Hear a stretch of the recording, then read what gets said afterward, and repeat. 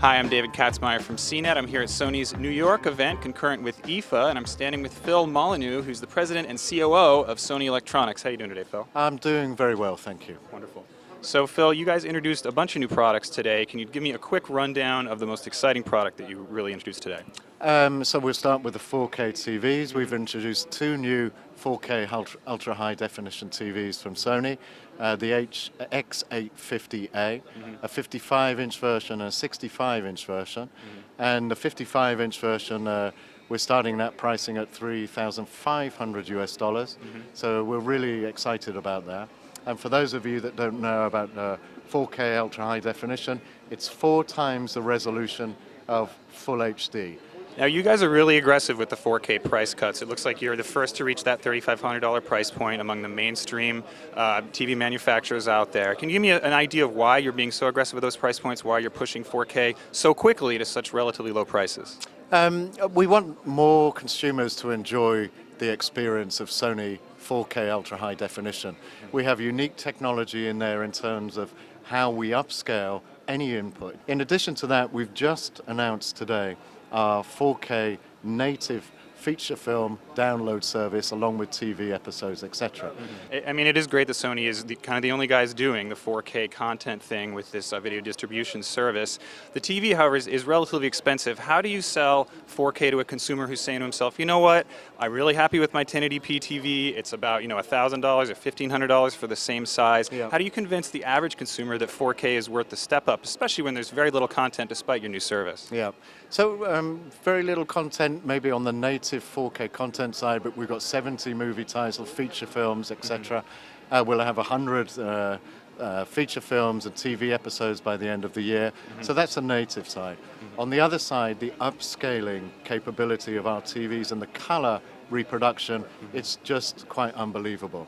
Now, with 4K, it does require, a relatively close seating distance to really see the benefits. At least that's what I understand.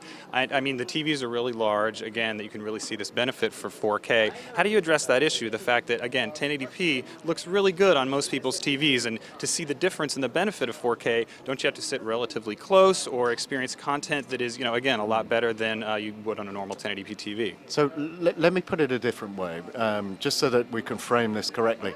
If we went back 10 years ago, you may have had, for instance, a 24-inch TV in your room, and you sat maybe about 6 to 8 feet away. And then you decided to upgrade, and then you brought let's say it was a 40-inch flat panel, and you put that on the wall, but you didn't move your settee. It stayed where it is because you wanted to enjoy that more immersive experience, right?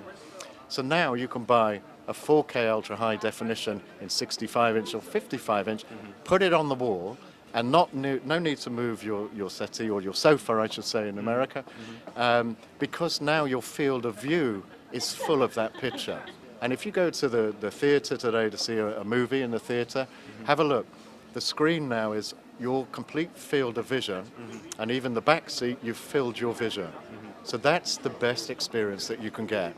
That's an interesting take, because you're talking about recreating the theater experience in the home.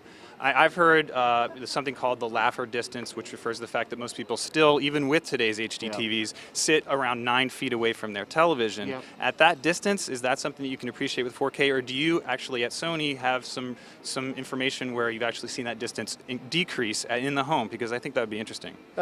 We haven't measured people in their home to that extent. We know that if you fill your field of vision when you're watching 4K content on the Sony TV, that's the best experience you can get.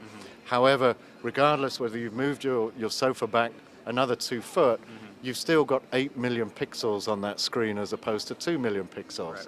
I have another question about your video distribution service. The little device that comes with it, it's a little video player, a download player. People can actually download these movies and watch them and pay specific prices for each movie. My question is, does that work with devices other than Sony products right now? No, it's Sony only at this stage. Is there a reason for that, Phil? Well, there are many reasons, but one of the key reasons is, the DRM related issues and the importance of making sure that content is safe.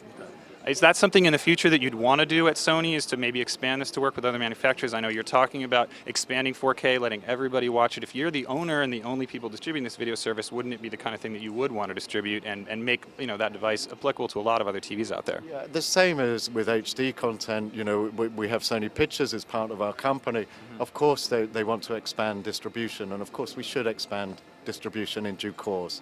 But the industry needs to tackle a few other points first of all. But we'll get there. We'll get there. That's good to hear. Talking about the industry, one of the surprises for me today, at least, was the announcement of the curved LED-based TV, the one behind us right indeed. here. Can you tell me a little bit about that product and specifically why Sony went with a curved LCD LED as opposed to the curved OLED that we've seen from other manufacturers?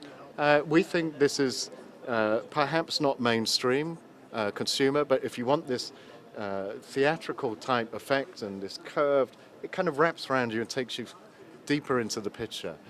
We thought this is a good starting point.